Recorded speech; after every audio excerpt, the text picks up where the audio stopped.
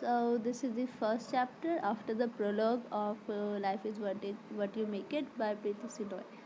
So let's read it out, okay? Before the advent means before the discovery, or we could say before the invention or advent of the internet or computers, we wrote letters by hand and waited eagerly for the postman to deliver one.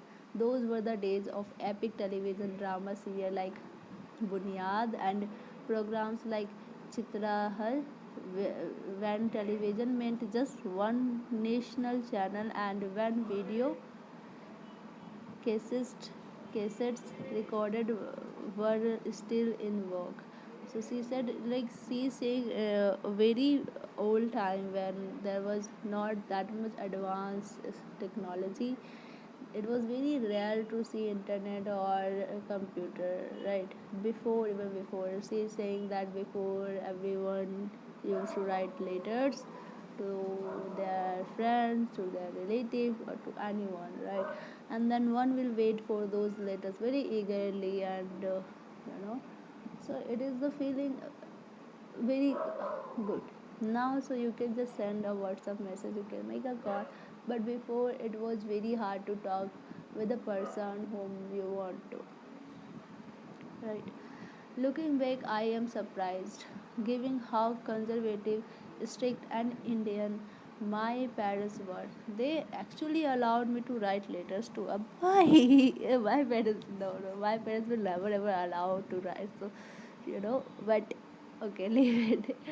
Okay. Considering the fact that I am not permitted to invite boys home or to visit any boy's house, even I, even if I was with a group of girls, when my gang consisting of 4 boys and 3 girls were going out for a movie and for ice cream later after my class 12 board exam, I was the only one not permitted to go.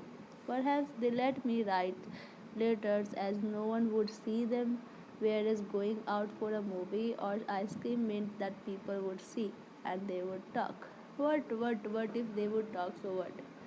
I think the parents should allow us to do whatever we want. Like there should be limit. I'm not saying like for instance there should be, but not uh, such as a lot of restrictions on the shoulder. Then it makes life very miserable and empty. So yeah. Okay, the first feeling I had when I entered the college gates was that the breathlessness. I had hurried to make it in time for first day at college. I could not believe that my school days were actually over and I was officially a college student. My college student, the first day was horrible. I don't want to remember that. Very much horrible. It was out of my expectations, and I always used to admire college life, something like Bollywood college life, like they used to show. But but in reality, nothing is similar to that. Nothing.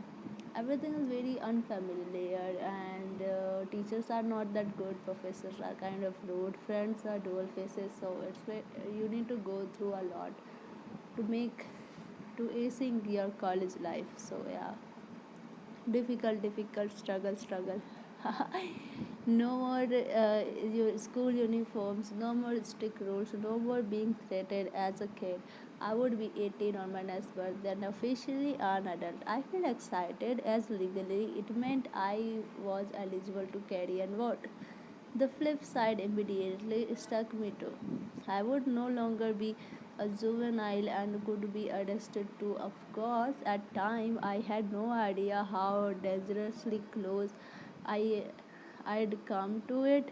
It was exhilarating feeling like a caterpillar emerging out of a cocoon, and I could hardly wait. So now she is comparing between her school life and her college life, saying no more school uniforms, no more strict rules. You are as open as a free bird and you can do anything, right? College life is good and bad also, because in school there are so much rule and regulation that you need to abide, but in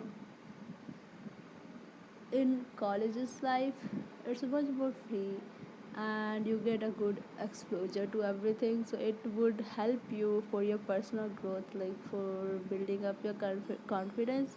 For this thing it will help you. In school also you can build the confidence, but in the school everyone focuses more on the academic field rather than their own personal life, so that is something that I don't adore. Okay. It would take at least 20 pages of writing to describe my college to Vaibhav. Now, Vaibhav is a boy in the mid, like, yeah, he is a boy, and we'll see that what is the relation between Vaibhav and the person who is I till now, whose name is not revealed to us. Vaibhav. The buildings were smart, modern, and pristinely clean. There was a solitary tree in the middle of the courtyard, standing proudly, on which hung a bell. Hung a bell. A circular platform went around the tree, and some students were sitting on it, some standing, and all chatting excitedly. The bell would be rung throughout the day to indicate the end of a period. Wow, it is something like school. In our college, there is no bell, no nothing. Everyone sees the time, and they would say that, sir, I have another time, so I have another class also. So then sir would say, okay, then we'll continue the lesson in the next class. Something like this he says all the time. So yeah, we didn't have a bell. That is so sad. I want a bell in our college. But now, so leave it. The campus area was about 5 acres and the building had expanded vertically. There were three wings, the old, the new, and the hostels. The old wing had spellbinding architecture, and I gazed at its beautiful arcs. This wing also housed the very large, well equipped Liberty, spread over three floors, the administrative office and the principal office, apart from the various counters for collecting forms, paying fees, and other things associated with an academic institute. Ford, sportless wooden showcases with crystal clear glasses proudly displayed the gleaming, glittering trophies that Ignited had won over the past 80 years. The trophies spilled over two deep brown rosewood antique table too. It incited in me a kind of awe and respect, something similar to what one feels when one enters a building that belongs to armed force in the country. It was a very positive and vibrant feeling. I could even see my reflection in the polished wood. So she is not describing the buildings of her college. She is saying that there is three major buildings. One is old building, new building, and then the hostel one. Then she is described each one of them. Now she is describing some area where trophies are kept, right? So yeah, she was saying it was somewhere wooden. I don't know which wooden they said, but something like wooden, a new wooden Almira where trophies were kept, and you can see your reflection in it. So it was very crystal clear. The auditorium was large and easily accommodated all the students. The stage was deep up with in, and there was a college logo, a huge crest which proclaimed the motto of the college with pride. The audio system, the speaker, and the whole setup was very impressive. So was the principal of the college, a nun named Sister Evangeline, who welcomed us. Perfect English, telling us about the college, its history, its achievement, its vision, its aim, and high standard expected of each Ignite. I began to feel pride slowly stirring in me. Now she is saying that the principal came out, and then she started giving or delivering a speech that was mostly it was focused about the college achievement, college aims, and all other stuff, right? Never in my life had I seen so many women or girls in one place.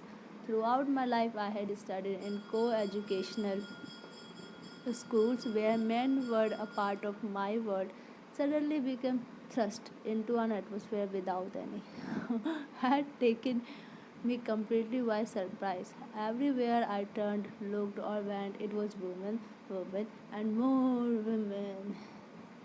That college must have had at least 3,000 students, and it seems as it almost all of them had turned up at the college auditorium for welcome and induction at the start of new academic year. I remember starting in wonder and thinking that it meant 6,000 priests and 30,000 vaginas. Where is auditorium? I smiled to myself at my wicked thoughts. Seriously, that was really very weirdest. I looked forward eagerly to the class that would begin soon. Okay, so this is, I think this is the second chapter now. Okay, so now she described that this is a girls' college, as you can see. Mine was also girls' college. It was good. It was good. It was fun. So she was saying that everywhere, whenever she look, it would be a female, no boy, no male. Very bad. My blessing is with you. Okay, so that is good. Good one. Now we'll read the second chapter. As you can see, Ankita is a college student. Beva is a person. We don't know who is he, and it is Ankita's first day. She introduced how does her college look, and then she talked about that there are three buildings and one is old, then modern, then the hostel one. Then she described about the trophies, and then she said that her principal of the college delivered a very good or profound speech in which she was telling about the aim of the college and all of the stuff, and she then talked about the stage and the women of the college. A good chapter, good start. It's very interesting.